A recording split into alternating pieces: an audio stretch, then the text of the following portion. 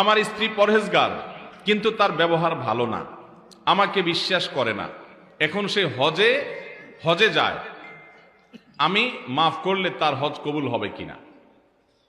মাশাআল্লাহ, এই স্বামী তো ভালো মানুষ দেখা যাচ্ছে, যে বউ তার সাথে ব্যবহার খারাপ করছে, তারপরে বউর হজ নিয়ে চিন্তা আছে কবুল হবে কি হবে না। মাশাআল্লাহ, নেককার মানুষের আলামত বোঝা গেল।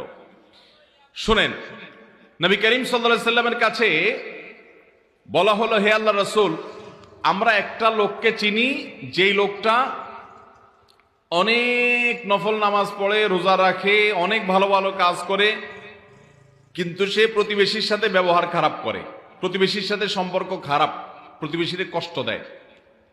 কি হবে তার? নবী সাল্লাল্লাহু আলাইহি সাল্লাম বলেছেন, হুয়া ফিন্নার, সে জাহান্নামে যাবে। এরপরে বলা হলো, হে আল্লাহ রাসূল, আরেকজন আছে যে ফরজ নামাজটা পড়ে, হারাম গুনাহ থেকে, কাজগুলো থেকে বাঁচে, অতিরিক্ত নফল আমল করার সময় সে